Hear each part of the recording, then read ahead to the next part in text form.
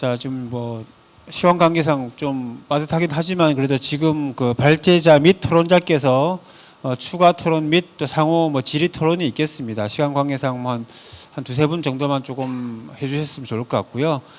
이제 발제자 중에서 미처 좀 말씀을 다 못하신 부분이 있거나 아니면 토론자께서 발제자에게 궁금하신 걸 좀 질문을 좀 해주시면 좋을 것 같습니다.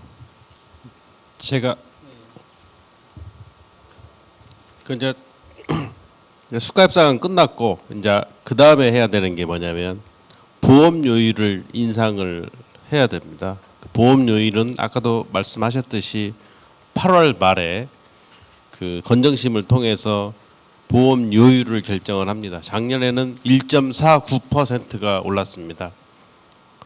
근데 금년은 어떻게 될 것 같습니까?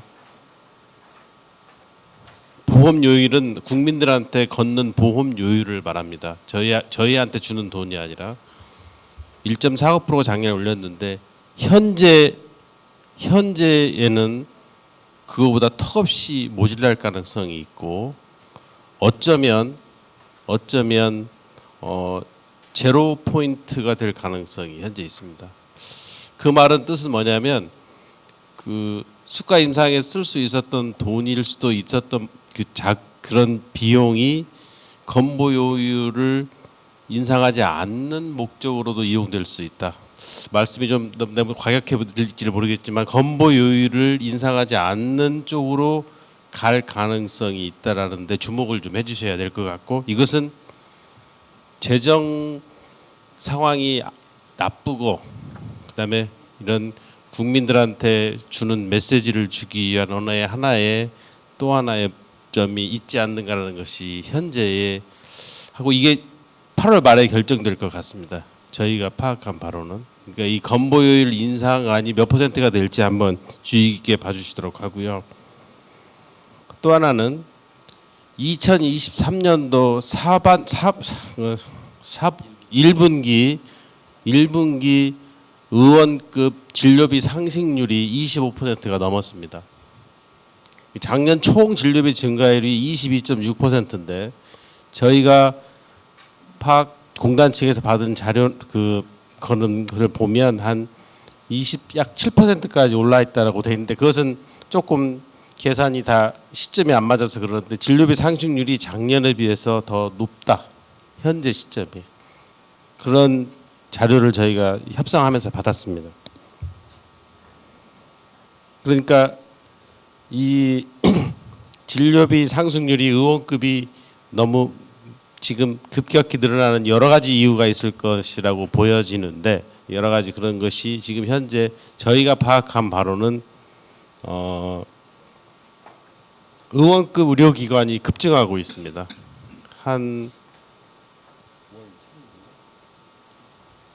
그러니까 어쨌든 의원급 의료기관의 숫자가 급증하고 있고 그다음에 건당 진료비가 늘어나고 있습니다.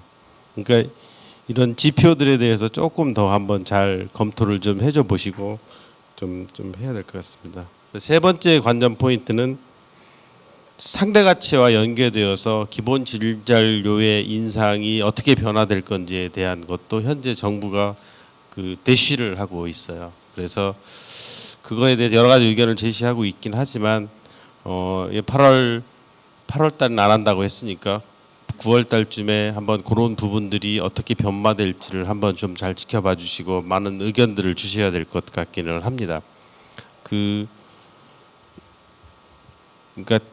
상대 가치에 그 수가가 저평가되어 있다고 생각되는 세 가지 크라이테리아. 첫째, 기본 진료료, 수술, 처치는 기울기가 이쪽에 있고요.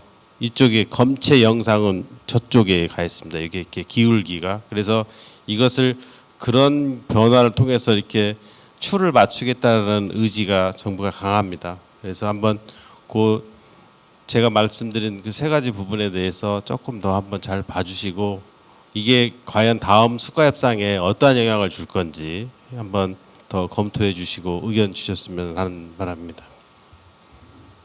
그러면 그 아마 좀 많이 기다리신 분들이 계시니까 이제 플로어에서 질문을 한 두세 분 받도록 하겠습니다. 네. 다 듣고 얘기하면 좋을 텐데 지금 중요한 말씀을 하신 것 같아서 지금 제 손을 들어서 말씀드리는데요. 김봉천 회장님께서 오늘 하신 말씀 중에 가장 충격으로 다가온 게 저희들이 1.5 받은 이유가 작년에 의원급에서 22.5%까지 늘어났다고 그랬지 않습니까? 그리고 올해는 25%까지 늘어날 거라고 생각합니다. 그럼 내년도 어차피 그렇게 꼴찌를 할 것 같은데, 그렇다면 거기에 대한 분석을 아까는 올해는 건당 진료비가 늘어나고 개업하는 사람들이 늘어났다고 말씀하셨는데, 올해의 분석은 어떨지 모르지만 작년 거는 어떻게 분석하시는지 그 말씀을 좀 듣고 싶습니다. 작년에 22.5%까지 올랐던 이유에 대해서. 단순히 코로나 하나 때문에 22.6%의 진료비 상승률에 대한 분석을 저희가 협상단에서 자체적으로 뭐 여러 번 했습니다. 여러 번. 뭐 말씀하신 대로 코로나로 위한 비용도 있었고요. 그거 다 빼고 14%가 늘었습니다. 다 빼고 지금 말씀하신 뭐 질잘 이런 부분까지 다 빼보고 한번 계산을 했습니다. 저희가 틀렸을 수도 있지만 여러 차례 계산을 해봤는데 그거 빼고도 14%입니다. 그렇다는 말씀 하셨는데 그 팩터를 그 팩터가 그 의원급 증가율이 사상 최고입니다. 예. 의원급이 그 개원율이 가장 급속하게 증가를 했고, 두 번째는 건당 진료비가 엄청나게 늘어났습니다. 그 건당 진료비가 늘어나는 부분은 뭐 비급여 급여화되는 부분도 분명히 있고요. 아무튼 조금 초음파 같은 검사들의 양이 엄청나게 늘었더라고요. 그리고 이제 그것이 이제 조금 다른 부분으로 이제 또 바뀔 가능성이 있는데, 뭐 여기 기자들 계신 데서 할 얘기들은 아닌 것들이 좀 있어서 그래서 조금 자제하겠습니다. 그 부분에 대해서는.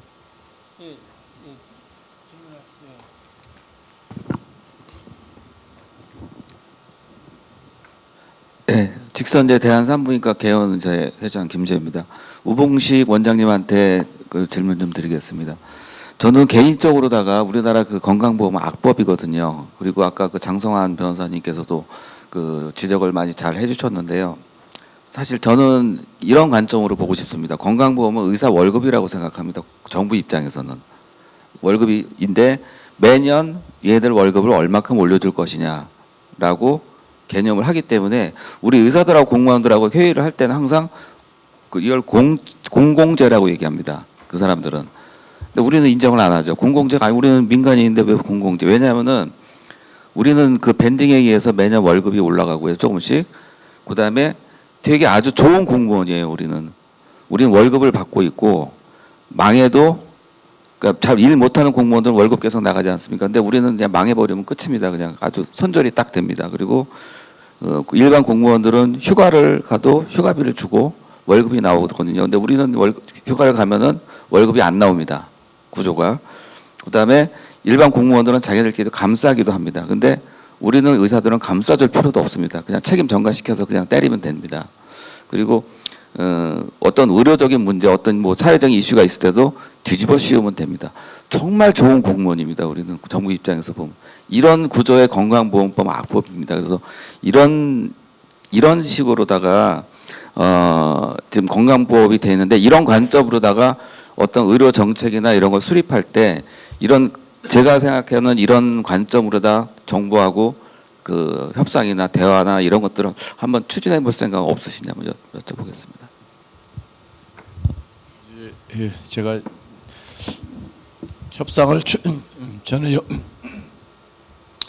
연구 조직을 이제 대표하고 있기 때문에 직접 협상은 이제 집행부 회장님, 이사님들이 이제 하게 됩니다. 그 협상을 하는 자료를 저희는 이제 생산하는 기구고 연구원은요. 그런데 이제 그런 부분은 있는 것 같습니다. 이게 소유권 우리는 이제 이 90%를 민간이 공급을 하고 있죠. 병상도요. 그래서 일본은 한 70%를 민간이 공급하고 있습니다. OECD 국가를 전체적으로 보면은 공공이 한 60%에서 70% 정도를 공급하고 있습니다. 그러니까 병상을요. 그러니까 그게 이제 굉장히 큰 차이라고 이해를 하시면 될 것 같습니다.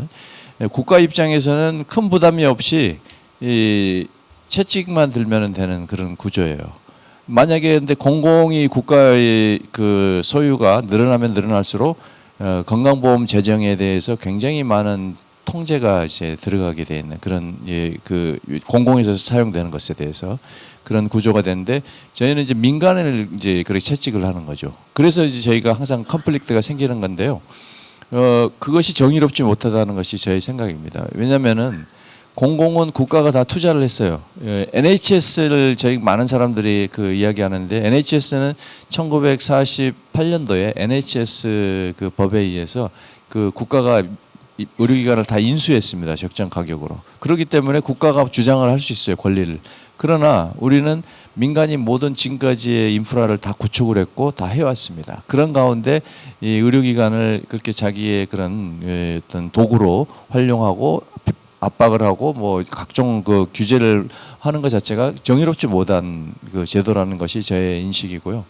그런 부분들을 깨트리는 그런 저희 방법들이 사실은 쉽지는 않습니다. 그래서 제가 우리와 비슷한 환경에 있는 일본 의사회가 어떻게 그런 것들을 극복해야 하는 것들을 많이 한 20년 정도로 제가 일본을 계속 다녀왔습니다. 개인적으로 우리 협회 와서 이제 최근에 간 거는 딱 협회 비용으로는 딱 한 번 갔고요. 사실은 20년 동안 제가 계속 다녀왔고 거의 한 뭐 제 여권의 대부분 외국은 일본이라고 이해하시면 될 겁니다. 그래서 많은 것들을 보고 연구를 했는데 저희들이 그런 일본의 제도들을 벤치마킹하고 하면서 많은 부분들 의사협회가 가져야 되는 위상들, 굉장한 위상을 갖고 있습니다. 일본 의사회는요. 그런 것들을 어떻게 의사회가 그 국민들을 설득할 건지에 대한 것들은 저희도 많이 고민을 해봐야 된다고 생각합니다. 저희가 무조건 돈만 달라고 할 게 아니라 물론 공공재는 아니지만 공익적인 역할들을 한다고 보고 있기 때문에 그런 부분에서 우리는 어떻게 사회적 지지를 얻을 것인가에 대한 고민도 또 많이 필요한 것 같습니다. 그래서 돈 문제 이전에 의사가 사회에서 그 해야 될 그런 역할들 그리고 지금 저희 이 집행부에서 많이 여러 가지 사회 활동하는 것이 그런데 굉장히 큰 역할이 메시지가 된다고 저는 생각합니다. 그래서 그런 걸 토대로 우리의 주장들을 설득해 나가는 그 과정들이 전문직 그 단체의 방식이라고 저는 생각합니다. 예, 저도 좌장으로서 한번 의견을 드리면 우리 진료비가 늘었기 때문에 우리가 환산 주수를 덜 받아야 된다라는 우리는 어떤 그런 프레임이 갇히면 안 된다고 생각합니다. 왜냐하면 진료비가 늘었다는 것은 그만큼 국민들의 어떤 의료 수요가 늘었다는 얘기인데 그렇다면 정부나 공단의 의무가 뭐겠습니까? 재정을 더 투입을 해서 거기 맞춰줘야죠. 근데 진료비가 늘었기 때문에 우리 환산 주수 덜 받아라? 이건 오히려 저쪽에서 원하는 프레임에 갇히는 것 같고요. 저도 이제 수가협상에 한 4번 참여하고 그 외에 이제 여러 번 자문단 활동하면서 느낀 것은 작년에 수가협상 끝나고 제가 이제 주장한 게 2가지가 있습니다. 첫 번째는 건강보험법상 이 밴드를 재정위원회가 결정하라는 법적 근거는 없습니다. 사실 공단 이사장이 다 결정하게 되어 있거든요. 그래서 이미 그런 부분에 대해서 지적을 했고 두 번째로는 이제 수가협상을 2단계로 나눠서 전체 파일을 정하는 것은 전체 유형이 다 똑같이 계약을 하고 즉 그 근거는 물가 상승률이나 뭐 최저 시급 인상 등 어떤 경제 지표를 통해서 그리고 원가 분석을 통해서 전체 밴드를 정하고 그다음 각 유형별 배분은 우리 각자 수가 협상을 하자 이런 2가지 주장을 한 적이 있습니다. 따라서 우리가 그 어떤 그런 우리가 기술적인 어떤 그런 정책적인 걸 이제 준비를 해서 벌써 지금부터 이제 수가 협상에 준비하면 되지 우리가 지금 현재 진료비 상승률이 좀 있다고 해서 우리가 환산 지수를 또 내년에 또 더 나쁘게 나오는 게 아니야라고 우리가 미리 실망할 필요는 없다고 생각합니다. 자, 회장님 오늘 시간 관계상 회장님 질문을 마지막으로 하고 좀 이 토론을 마치면 좋겠습니다. 네. 네, 오늘 장시간 토론과 이렇게 발제해 주시고 토론해 주셔서 감사합니다. 아까 모든 의원님 말씀하신 이제 코로나가 끝났기 때문에 코로나 줄어들었기 때문에 환자가 늘어날 수밖에 없습니다. 내년도 늘어날 거고 올해도 늘어날 거고 그래서 당연히 내원 환자가 많으니까 수익이 늘어날 수밖에 없고요. 그다음 또 하나는 급여와 비급여를 급여하면서 아까도 많은 통계가 나왔었지만 통화나 이런 게 늘어나고 있기 때문에, 그리고 또 하나 중요한 것은 자꾸 의원을 규제를 하고 뭐 힘들어하게 하니까 이게 뭔가 생존을 해야 되니까 더 많은 것을 해야 됩니다. 환자 한 분이 오시면 더 많은 검사를 유도할 수밖에 없는 상황이 되어버렸습니다. 지금 자기가 그렇지 않으면 안 된다는 거죠. 그렇기 때문에 가장 큰 이유는 코로나 이후에 환자 증가하는데, 과거에 코로나가 없었을 때하고 비교해서 우리가 얼마가 증가했냐, 또 상대적으로 쭉 상향이 돼야 될 건데 그것과 비교해서 우리가 얼마가 늘었다 이렇게 해야지, 작년과 비교하면 당연히 코로나가 끝났으니까. 그리고 그다음에 우리가 보통 수감상을 불합리하다고 자꾸 하면서 지금 계속 이런 토론을 하고 또 이런 그 성명서가 발표되고 하는데, 우리 치과 뭐 마경화 부회장님 워낙 많이 다녔지만 저희 생각에는 저희가 이제 어쩌다 가서 수감사 하다 보면 정말 모멸감을 느끼고 이게 꼭 해야 되느냐 이런 생각이 들거든요. 근데 이번 수감사 끝나고 또 우리 이렇게 했지만 또 내년 가면 또 끌려가듯이 이렇게 한단 말이죠. 그래서 제가 항상 주장하는 것은 뭔가 충격요법을 주지 않으면 국가가 바꾸지 않을 것이다, 정부나 공단이. 그렇기 때문에 저는 계속 주장이 공공단체의 단체장들께서 모여서 정말 한번 신중하게 이걸 수가 협상에 관해서 논의를 한 다음에 협상을 거부를 한번 해보는 것도 방법이지 않겠냐. 어차피 공단이 지금 주는 겁니다. 복지가 공단이 주는 거예요. 그냥 우리가 가서 협상을 한다는 형태만 없이 전혀 반영이 되지 않습니다. 아무 수치를 줘도. 그렇기 때문에 그런 것. 그 다음에 아까 아버님 말씀하셨지만 이 장기적 대책을 생각하려면 지금은 이제 충격요법이지만 장기적으로는 아버님 말씀하신 대로 우리 공급자 단체들이 다 모여서 정말 그 복지를 설득할 수 있고 국민을 설득할 수 있는 논리도 만들어내고 또 우리가 생존이 가능한 그런 수가 협상이 될 수 있도록 우리가 노력을 해야 됩니다. 그래서 그런 거 아마 제안해 주신 것은 우리 의사분들이 받아줘야 될 거고요. 저희가 열심히 이렇게 얘기하지만 오늘 아까 마부장님 오셨지만은 좀 다 의료의 의협적에 가깝단 말이죠. 저희가 대기업에서 이 수가 협상을 관해서 개선 방안을 논의하자 할 때는 복지부도 부르고 공단도 와서 같이 토론을 좀 하자는 거였는데 안 됐습니다. 그러면 제가 의견을 건의드리는데 뭐 국회의원들이 부르면 오더라고요. 그 국회에서 토론을 좀 하시든지 해서 공단 또 관련 단체 이런 같이 한번 모여서 정말 이대로 우리가 가야 되겠느냐. 또 내년에 5월 되면 또 가서 이런 똑같은 일을 당하면서 또 하느냐. 그리고 제가 이제 그 위원장님한테 말씀드렸던 것은 협상 거부하되 조건을 걸어라. 그리고 검사 아까 말한 SGR 모형은 원가 이상일 때만 상업될 수 있는 모형입니다. 지금 원가 이하거든요. 그러니까 원가가 조금 높으니까 영상 뭐 이거 다 잘라내고 원가 이하로 만들려는 거고 원가 이하는 안 올려주려는 거잖아요. 그 원가 이상을 만들 수 있는 대책을 만들어야 되거든요, 사실은. 그렇기 때문에 국회 토론을 하시고 또 언론 계속 내년 수갑상까지 계속 좀 저희가 대기업에서 불을 뗐으면 좀 완성을 시켜서 좀 해주시기 부탁드리고요. 제 생각에는 아마 얼마 안 남았습니다. 제가 가만히 보면 옛날에 산부인과가 저희가 이제 안 된다고 했을 때 소청과 산부인과 다 이제 어느 순간이 되면 이거 없어진다. 지금 수가 협상으로 가지고 자꾸 저희들 옥죄려고 하고 진찰료 안 올려주고 뭐 이렇게 하면서 규제만 계속 하잖아요. 이거 얼마 안 남았습니다. 이제 이런 의료가 될 수 있는 상황이. 정부에게도 메시지를 강하게 줘야 되지 않을까 해서 제가 말씀드렸습니다. 이상입니다.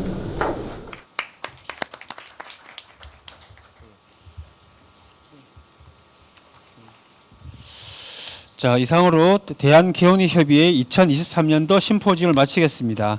장시간 진지한 논의를 진행해 주신 발제자, 지정 토론자 및 청중 여러분들께 다시 감사드립니다. 자, 마지막으로 사진 촬영과 만찬 안내가 있겠습니다.